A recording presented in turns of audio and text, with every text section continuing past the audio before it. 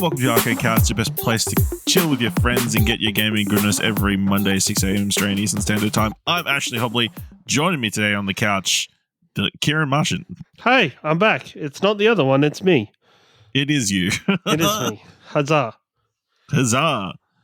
Today we'll be talking about Ghost of Yotei. Big state of play this week. We've got and then there's been a big story about Subnautica 2 this week that's got people in a tizzy. But Ciaran, I saw some news around Dune Awakening, which a game that you talked about a lot. Apparently there was some patch that nuked like a lot of people's progress or something. Were you affected at all? No, I wasn't that far. I've had a bit of a stilted couple of weeks with Dune where I haven't played much. It's actually funny. Before the podcast, I literally, because I've been house sitting for my parents and don't have my PC there, I jumped on Dune just before logging into this. And it was like, oh, you have 2 hours left of power in your base before your base shuts down and starts getting destroyed by the desert. So I quickly was like, oh, fuck, and like started putting shit together on that. So that was me. But no, I wasn't. I guess it's very funny. So the end game of Dune Awakening at the moment is this section called the Deep Desert, that is ever changing, ever evolving, and the devs are still trying to kind of work out their way. It is at first was completely PvP, and they've been trying to find that middle point where it's both PvP and PvE now, but now they're trying to make it so that the PvP players aren't abusing the PvE areas to make kind of untouchable bases or to hold nodes or to abuse systems. So there's a fair bit of work, but that was part of it. And so they're working pretty hard on that patch at the moment. I know, there's a fair bit of people, but luckily for me, just jumping on there and checking everything, I'm all good still. It's all good. All right. Well, that's a relief. That's crazy that people are already at the end game stuff. It's only been out for like a couple of weeks, right? Oh, it's because surprisingly enough, it's funny, the game has like the prologue, which is about 40 hours long, and then from there you kind of up to your own devices. You can rush to the end game and get to there. You can explore all of the normal areas. It just depends on what you're set on your program. Like the end game's full of has a whole bunch of PvP farming of nodes and gathering, and then there's this whole like political system that's involved in the game where players are like from the two different houses are getting different benefits and different bonuses each week, and they're kind of trying to fight over getting those bonuses on it in something called the Landsrad. It's pretty interesting, pretty complex. I'm looking forward to hopefully this week, now that I'm kind of back at home a little bit more, to start pushing towards that kind of stuff now and experiencing it for myself. But you did say that you have been playing something this week. I have. I've needed something for the Steam Deck.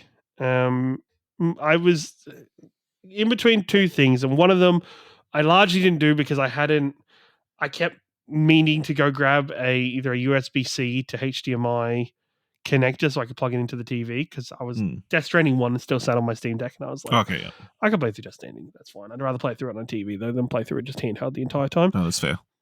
But then I picked up Date Everything, and this game is absolutely fantastic, honestly.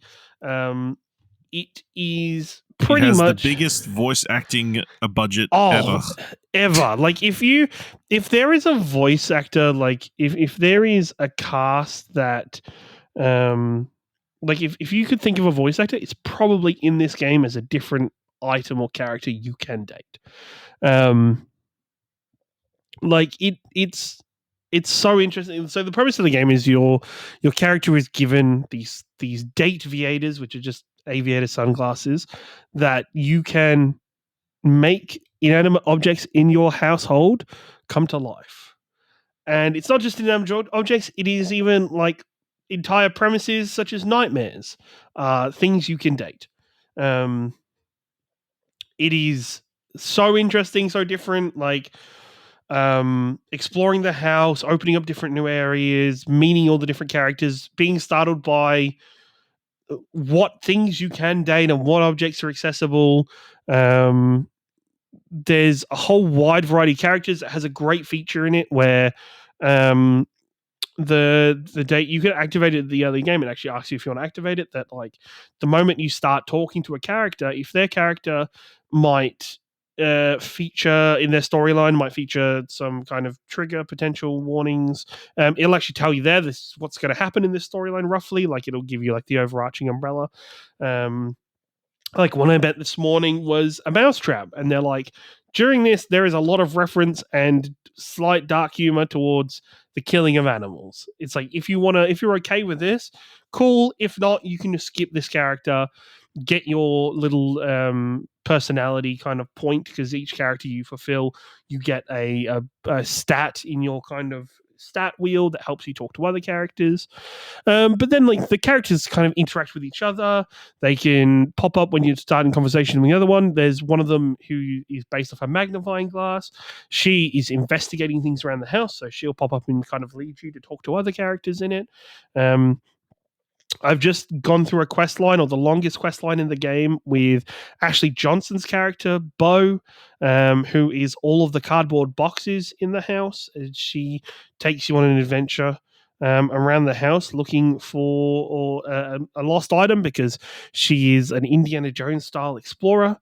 Yeah, it's fantastic. All of the different voice actors. It's so funny. Even in the bios, you can, the moment you meet a character, you get their character bio in your phone and you check, and like in the bottom right hand corner of their character profile is like the voice actor's name. So you can be like, oh, this is this person, this is Robbie Damon, this is Laura Bailey, Ashley Johnson, like all like there's so many wildly random, like even Ben Starr plays Dorian, who is all of the doors in the house, and there's different versions of Dorian. So kind of the back door doesn't turn around to look at you, it just faces backwards, or the front door, the main one. And then there's other kind of different versions of Dorian which are very interesting to me. Yeah, it is a ridiculous perfect game for Steam Deck, in my opinion. Like it is great. Even the characters you get, like with all of the character options to fulfill that chain, you can either go down the love chain, the friends chain, or the enemies chain,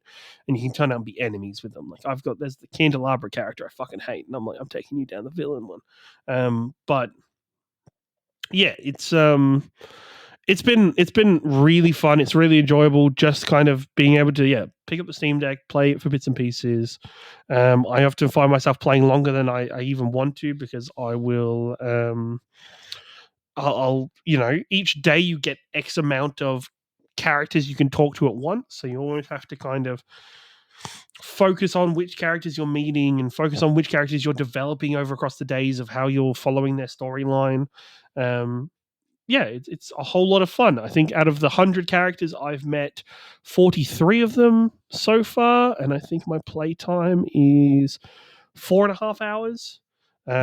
So yeah, definitely a game that I'm fully enjoying, and I would highly recommend anybody, especially even if you don't have a Steam Deck, if you're just vibing at home on your PC, like it's a fantastic game.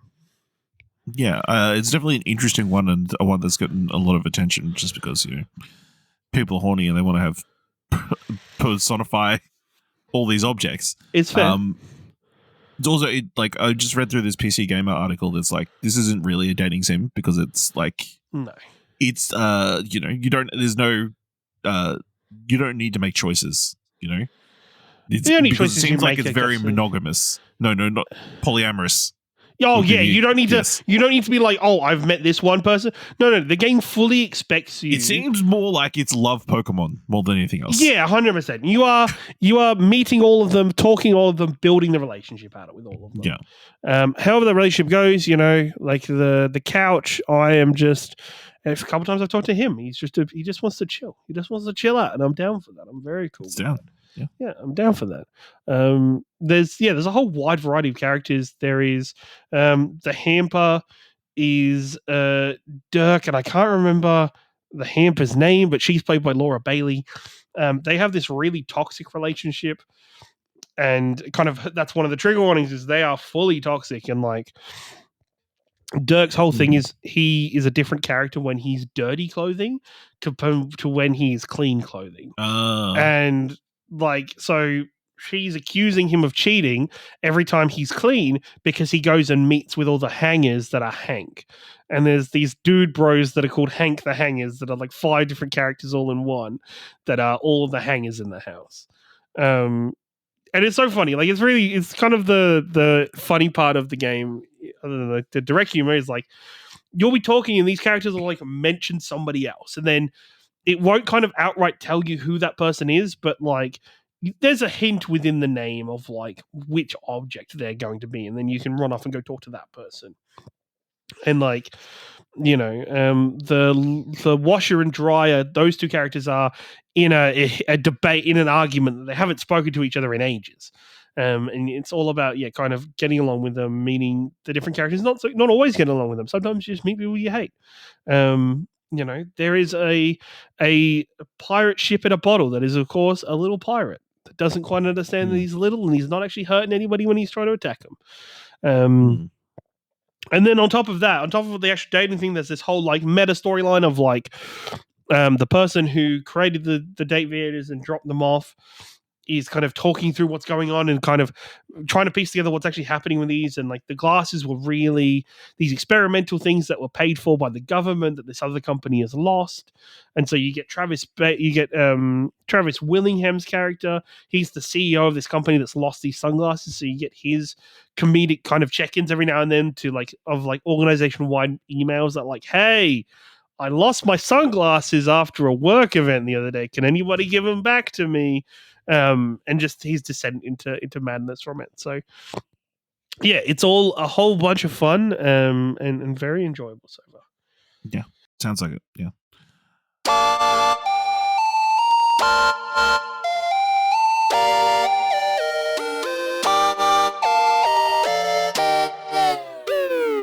All right, let's jump into some news. The big story of the week. We got our latest state of play, which was solely devoted to Ghost of Yotei.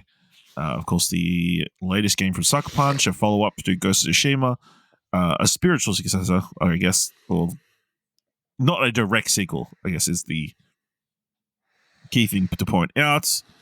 We will be playing as Atsu, who is described as a lone wolf mercenary, who is single-minded in a mission to punish the Yotei 6, the ruthless gang who slaughtered her family. Ciaran, I hope you watched this because this would be really awkward if you didn't. No, I've watched it. What are your impressions of Ghost of Yotei?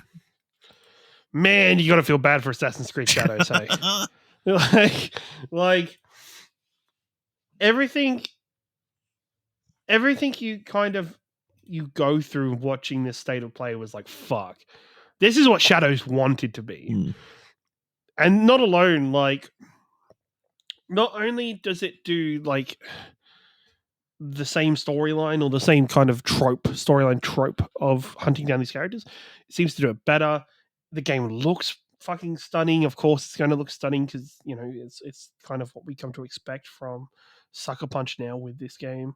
It just...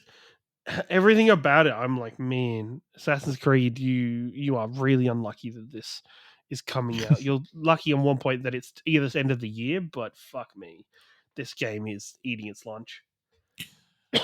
Yeah, absolutely. I think it looks stunning. It looks incredible.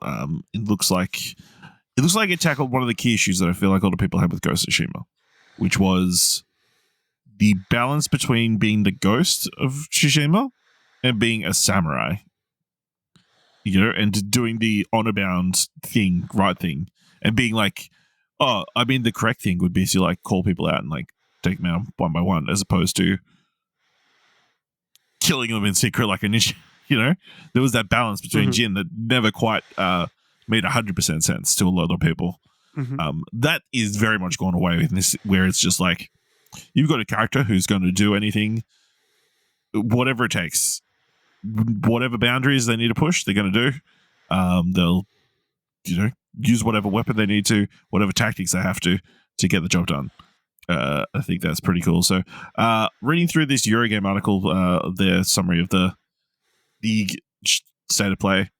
Atsu returns to Etso after 16 years in the south. The Sucker Punch's deep dive begins, traveling back to her childhood home in order to put the spirits of her family to rest. Here, she can revisit the cherished times of her youth, switching between the past and present at the push of a button before venturing across the stunning world in her relentless quest for blood. I can't imagine that's the thing that's going to be available the whole time. But it's a cool flex. You know? Although we never see them push a button and then it happens, you know? Yeah. But still, like, to switch between those two time zones, like, seamlessly, like, I feel like PlayStation's the only one I feel like fully utilizing the SSD this generation so far. 100%. And I think it's funny because it's like this is where it almost it shines a light of how frustrating it is of how little we're getting out of Sony's first party stuff, because when they do shit, it's amazing. It's really good. It is pushing the technology. It's using it. It's thinking outside of the box. It's just like, Sony, please just focus on this stuff. Give us more of this stuff. Give more developers this kind of stuff instead of forcing us down these multiplayer paths. The multiplayer paths. Yeah, these live service games. Stop forcing us in that direction, and just keep going with this. Keep kind of giving us more and more of these. Would be absolutely fantastic and very enjoyable. Yep. All right. With each victory Atsu secures against the Yotei 6, the more her renown grows, increasing the bounty on her head and leading to encounters with more deadlier foes. But Atsu can also take on bounties of her own in order to make money and fuel her quests. I think we saw some really cool, like I feel like we had a lot of those in the first game, but again, it looks very cool. Like fucking. It's not the same. They weren't like out and out bounties. They were just like random people you were running into. That's true. Around the place. Yeah. That brings us nicely to Ghost of Yotei's expanded game combat. Yasu can wield a katana, a spear, kasegama, a dachi, dual swords, and you can switch between them on the fly, with each being uniquely effective against particular enemies. The Odachi, for instance, is best used against massive enemies, and when opponents switch weapons, players will need to do the same in order to adapt, unleashing their dual swords, say, to better counter spears. All weapons feature their own upgrades to discover and master. Atsu has access to ranged abilities too, including throwing weapons such as bombs and blinding powder. The first game had like all the stances, which I feel like this is like an evolution of. This is the equivalent. Yes. So, it may be a little bit easier to figure out which one to counter which one, you know? A bit easier of the triangle system. But yeah, very cool. As to how players can find themselves in these sort of sticky situations, Sucker Punch says Ghost of Yotei is more focused on player freedom than any of its other games. There's a clue-based system based on interrogating enemies and collecting new mission cards that can take players everywhere from snow-covered heights to a landscape scarred by fire. But there's seemingly ample space for players to simply grab their spyglass, pick a point of interest, and forge their own path across Etzo, taking in the golden fields, shimmering lakes, swaying trees, and endless valleys of falling leaves and rising mist. This is definitely going to be, I don't know. Do you feel like this is going to be like a checkpoint game, or like, because we didn't see a map at any point? I don't feel like. I think it will be. I don't know. I think it'll be like that. It'll continue their growth from the first one, right? Where it was like following the wind, and then like everything was more natural. It was, you'd see like a little fox or a tanuki or whatever just to follow up the path to go to find the fairies and stuff like that. I think it will continue that design philosophy of making sure the UI is naturally bound to the game rather than having to keep changing it on the fly and have that clunkiness. Like, that's the thing, right? I think not to keep comparing it to Assassin's Creed Shadows, but like, this is where the game is more about the story, the narrative, and having its design philosophy rather than just being another Ubisoft game where it's just a map covered in fucking icons. Yeah, this definitely feels like this story. Well, it feels like, obviously, with the idea that you're taking out this group of people, I imagine you could take them out in any order. There's not going to be like a clear, straight narrative. And I love the idea of these cards and collecting them through interrogating people around the world and that kind of stuff. And like all that, like, got me super excited. As well as some other stuff I think we'll bring up. Players might, for instance, stumble across an altar of reflections. Those provide Atsu with fresh inspiration and unlock new abilities such as perfect parry and disarm counter. They'll help her on a journey. Ultimately, players can buy traveler's maps from a cartographer if they prefer to focus on forward momentum rather than languid exploration. Okay, so that answers some questions. Either way, there's the option to set up camp under the stars throughout the adventure, resting up, play shemison, cooking, and preparing for the fight ahead. Camping also brings important characters and upgrades straight to the player, replacing Ghost of Tsushima journal with a system said to provide a more character-driven way of managing allies and vendors, so you don't have to leave where exploring because the game comes to you. That seems like a very cool addition. It's very cool. I'm very excited for the camp system where it's like you have this wolf pack and people can come to you while you're at your camp and they can come and do your weapon upgrades or to sell you on your next merchant items or come and give you talk to you about the next objective and stuff like that. That's so fluid, so cool. Even the artwork of all of the wolf packs stood together looked really, really sweet. Like that almost looked like a thing where it'd be like, I hope to God that they're at some point selling that to some people where it's like a framed version of that picture because it looked really good. Yeah. I also hope it just that is the how they should have it people show up at different when you discover them. Mm-hmm. That's a very basic nitpick. Yes. Elsewhere, there was talk about customization and finding the right combination of armor, charms, and gear that work for your playstyle, be that the stealth approach or more melee-focused one. And of course, armor and weapon appearances will be customized too, meaning you'll be able to look your best as you crank out Ghost of Yotei's returning photo mode, which of course was a massive hit. Everybody was sharing photos of Ghosts of Tsushima. Mm-hmm. And there's a lot of crazy looking armor. And that's the thing, and I think it's an important thing in a lot of games now. For me personally, let me transmog my appearance of all things. I'm cool with the armor set, but some armor sets I'm like I don't want to look crap just for the benefit of the stats and stuff. Let me have both. Let me get my stats and stuff, but let me wear what I would like the character to wear or what I think is fitting at the time or suitable. It's weird to have a moment where you're like, okay, I need to do this, but I'm wearing this chunky armor set. And you're like, no, let's just wear something more fitting. I'm excited. Absolutely. I'm sure we'll get some cool masks for Atsu to wear. Hopefully. That's not the only returning feature, however. It's once again possible to select a Japanese voice track with full lip sync and subtitles from the beginning.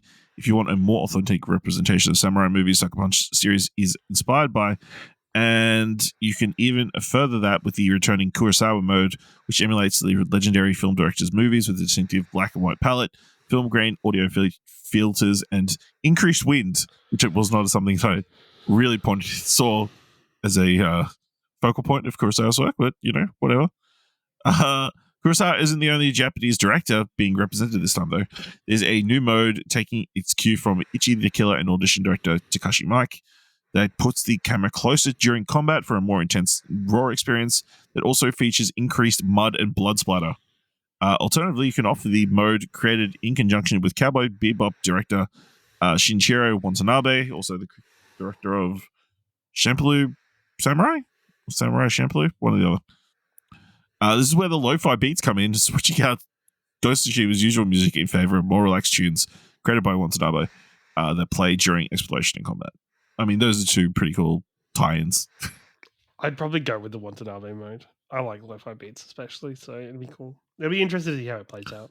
That's cool, but there was also a segment where they talked about the score for this film, this game, and that sounded fucking cool. So it's it's a tricky one. It'll probably be one of those things when I'm like, when the action hits. Once I finish the story mode. Yeah. Once I've finished the story mode and I'm just fucking around, checking things off to finish off if I'm going because I can go out the platinum for Ghost of Tsushima. So, if it's up to that point again, it'd be nice just to chuck that on and to play through that way. Yeah, that was all. I believe they then just announced limited edition consoles and controllers in black or gold variants, which look very pretty. And I believe Press Start has said that the gold one is the only one coming into Australia. So sorry for those who like the black version. But yeah, obviously very exciting. Set to come to PlayStation 5, of course, October 2nd. And I have full expectation this is going to be much better than Ghost of Tsushima, even though that was a great game and I love that one. Even though it was a fantastic game, yeah, 100%. I think this is just Sucker Punch's continued thing. I think, if Sucker Punch after Ghost of Yotei wants to take a break for a little bit and work on a Sly Cooper game, I'd be pretty awesome. Be pretty cool about that. If they should probably do that. Hey, but yeah, just take a little time off and make a little Sly Cooper game. Just make a bit of a Sly Cooper. Just remake Sly Cooper 1. How have they not done that yet? How have they not done that yet? How is not the Sly Cooper and the Thievius Raccoonus not been re-released as a proper remake? Come on! I mean, you think of all the platformers of that era, Look, you saw how well Ratchet and Clank's done with both having a remake and then also a new entry, having a new release of it, a new intro into it. Crash Bandicoot. Fucking do it.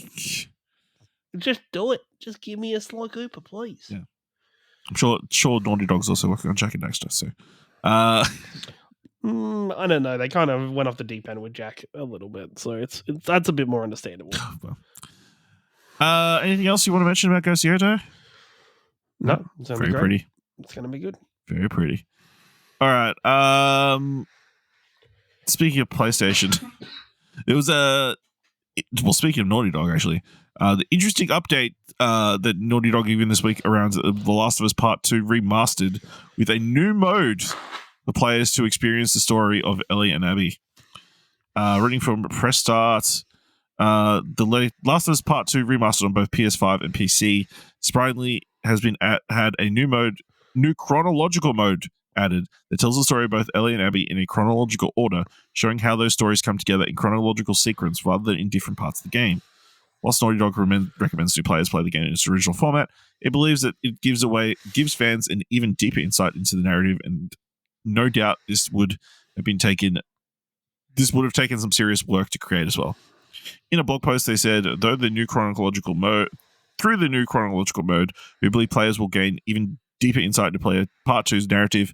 Players will be able to see how Ellie's being gifted a guitar flows neatly into learning to play, for example, while the journey through Seattle will showcase the fascinating parallels between Ellie and Abby's cross-crossing journeys. We'll see how close they came into running each other, how their actions impact each other, and more. Is this a mode that you actually want to play? No.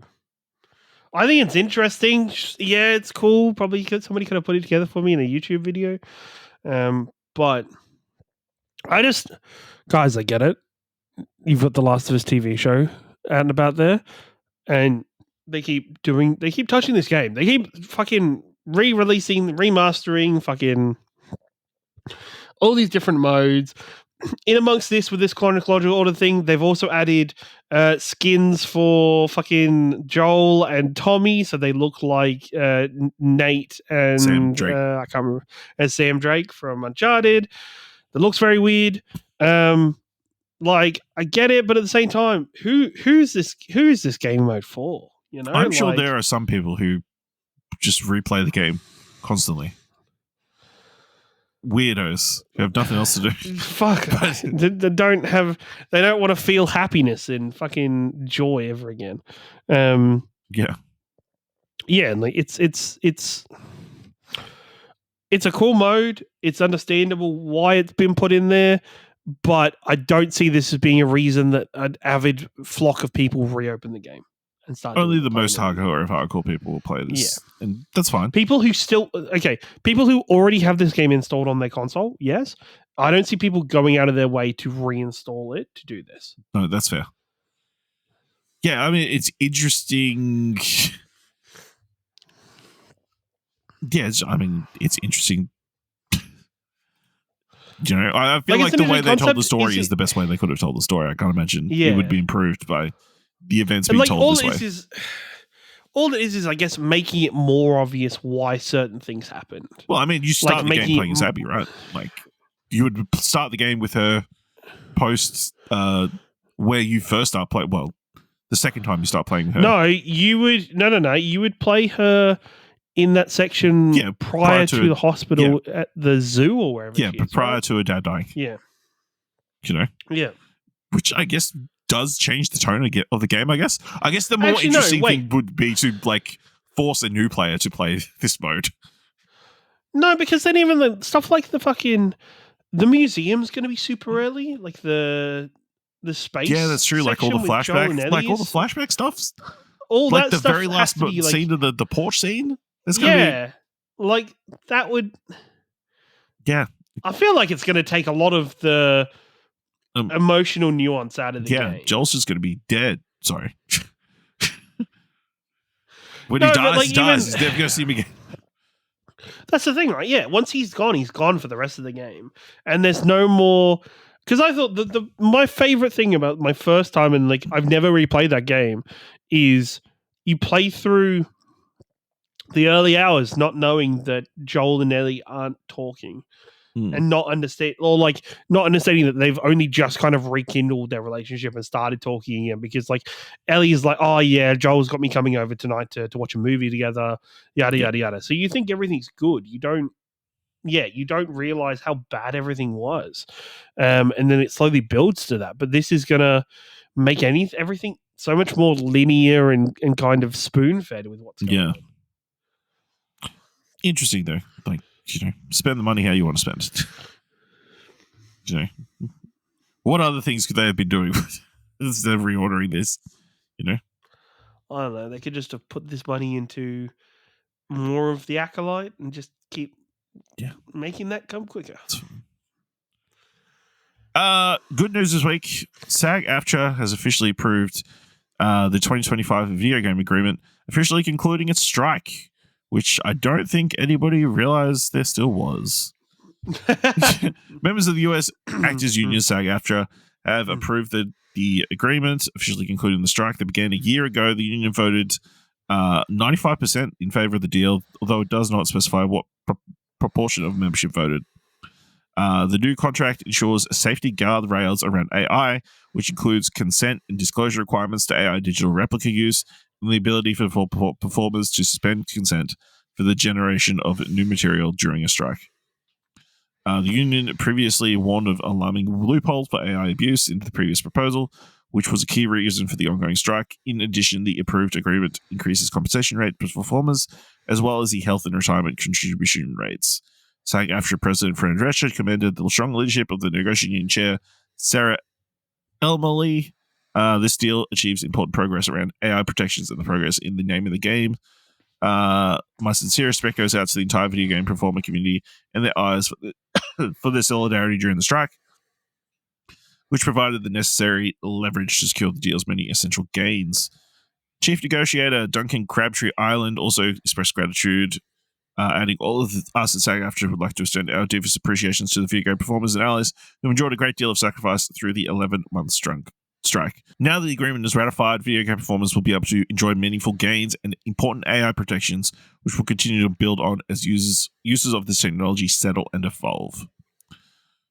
Just more congrats to everybody on getting the deal done. Obviously, I'm sure there were a lot of people affected by this, but it's just not apparent and probably won't be apparent for like a very extended period of time, because all the voice work that they didn't do was for games very far down the pipeline, you would expect. But yeah, I mean, more protections for AI is what we want, because the less more human element in, less computer generated stuff is better, as far as we're concerned, creatively anyway. Definitely.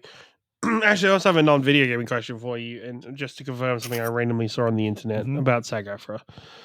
Is Samwise Gamgee becoming the president of SAG-AFTRA? I believe he's running in the next whenever the presidency is up. Okay. Nice. So it will be Samwise Gamgee versus the nanny. No. Two people you never thought would go head to head. But life comes at you fast. Man, he's been all the way to Mount Doom. I don't know how anybody's going to fucking put up against that. He seems super likable, so, so that's a very positive story. Last story for this week is a very interesting one. Where did I put? So reading from Polygon's article titled "The Subnautica $250 million ordeal is getting combative." Fans have spent the last few years eagerly awaiting the early release of Subnautica 2, the sequel to the underwater survival game that was supposed to be playable in 2025. Instead, publisher Krafton announced that the futuristic exploration game would be delayed until 2026. While disappointing news of this sort is rote, games get delayed all the time. But the circumstances around the delay involve a lawsuit, an attempt by Krafton to defend its reputation, and a Subnautica community in complete turmoil. In early July, Krafton first caused a stir after it revealed that leadership at Unknown Worlds, the developers behind the hit game, were leaving the company. These include Subnautica 2 director Charlie Cleveland, Unknown Worlds co-founder Max McGuire, and CEO Ted Gill. The new CEO was appointed, and Krafton promised that the internal changes would help development gain more momentum. Things seemed to miss. Charlie Cleveland was called the outing quite a shock after getting much of his career to building the company that would go on to sell millions of copies of his survival game. Cleveland reminisced on his years in the gaming industry in a heartfelt social media post where he claimed that Subnautica 2 was already ready to hit early access, but the future of the game is now squarely in Krafton's hands. A week later, Krafton posted an update on Subnautica 2 that included the very first gameplay reveal of the upcoming game. There, the publisher said that recent playtests had been encouraging, but that they ultimately did not feel that the game was ready for early access just yet. The playtest provided some insight, and there were a few areas we needed to improve before launching the first version of Subnautica 2 to the world, the post reads. Our community is at the heart of how we develop. We want to give ourselves a little extra time to respond to more of that feedback before releasing the game into early access. By pushing the game back, Krafton said the development team would be able to flesh out new biomes, mechanics, and story beats that would not be possible if the game were to release earlier.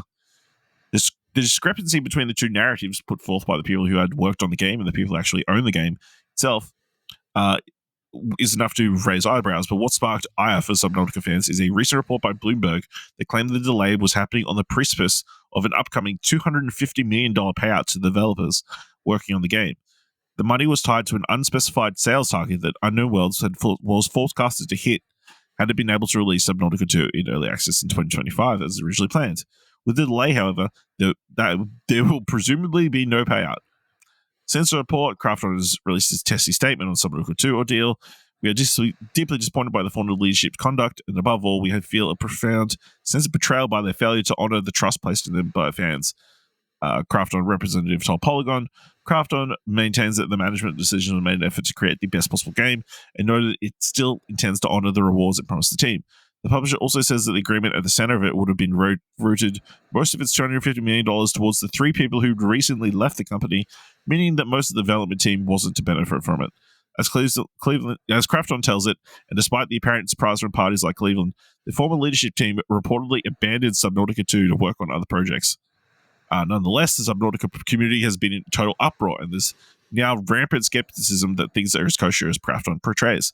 After all, the people who were seemingly pushed out of the studio were instrumental in building the digital world fans have fallen in love with, and their departure inevitably calls into question the larger direction of Subnautica 2. Public statements made by Cleveland make it sound as if someone was blindsided by the changes, which makes it harder for people to take Krafton's statements at face value. Krafton's assertion that the delay might result in a better game might be true, but if the release was tied to early access, players wouldn't necessarily be thrown off by the game that is buggy or incomplete. They might, in fact, expect it. Unknown Worlds could ostensibly update the game as created the new material as it's standard for early access games. On social media sites like Reddit, fans are urging each other not to purchase Subnautica 2 in light of recent developments and to outright remove the game from wish lists on Steam, as well as in posts that are receiving thousands upon thousands of upvotes. Others say they still like to play the game, but they might resort to piracy now to ensure that Krafton doesn't benefit from the patronage. Meanwhile, things are getting ugly on the Krafton Underworld's ex-leadership. In a Reddit post on Thursday evening, Cleveland announced that he was pursuing legal action against the publisher.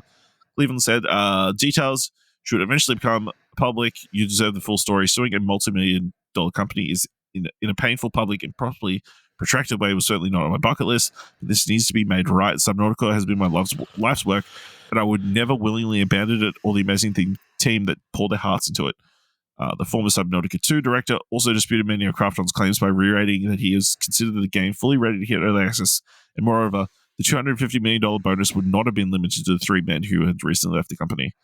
I'm in this industry because I love it, not for the riches, Cleveland's writes. Historically, we've always shared our profits with the team and did the same when we sold the studio.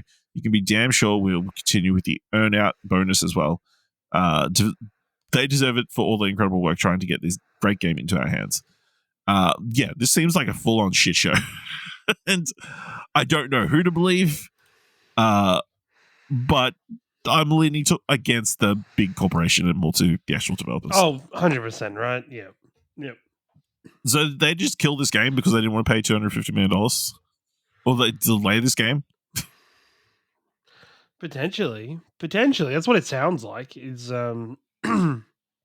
is that it was a cost-effective choice that doesn't seem. I don't know. I think maybe I don't know if we'll ever see this game come out.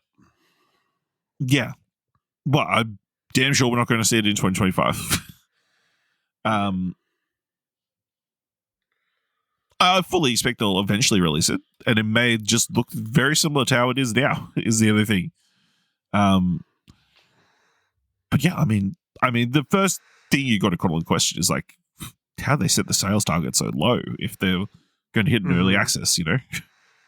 Yeah, that someone just missed a zero or something, right? Well, Subnautica is a massive game. Like, it's beloved. Like it is, and I think making it more accessible and putting it everywhere is important. Like it would be big if they could do that. Yeah, I mean, just silly. It's kind of crazy, and I haven't seen like a divorce between two parties, I guess, get this go this sour so quickly. So yeah, this is a story I assume we'll be keeping our eye on. Already there's been leaks of apparently Craft On wanted more content before early access, and that was a major sticking point and the reason that they fired everybody. So yeah, I guess we'll wait and see. Anything else you want to talk about this week before we wrap things up? No, that's pretty much covers it. I'm glad the 1 week I was not here, Xbox fired everybody. Fucking fired everybody. Do you want to talk about that? How do you feel about Perfect Dark? I was mad. Oh, it's just so fucking stupid. It's just dumb. There's no reason to have done it. Microsoft's a big enough company. I don't know. Yeah, you're not exactly like begging for pennies or whatever, No. Although I did appreciate the ex one of the people behind what's the studio, BioWare with the stealth. Fuck. BioWare with the stealth? No, not BioWare. Bethesda. It's a Bethesda studio. Oh, fucking Dishonored. Yeah, one of the directors behind Dishonored and said Game Pass is ruining everything. And I appreciate him coming out and speaking the truth when nobody else will. Yep. Except me. Let us know what you thought of any of the things we discussed today by letting us know on Blue Sky at explosionnetwork.com, or find us on the social media at ExplosionPod. If you want to help us out here at Arcade Couch, leave us a review on Apple Podcasts or on Podchaser. Leave us 5 stars, and you can leave 5 stars or just tell people about the show. And if you've enjoyed this episode, thoughts worth $1, head on over to our Ko-fi page at explosionnetwork.com/support. Thank you very much for listening. We'll be back here, same time, same couch, next week, or however we end these podcasts. It's been a while. Bye. Bye.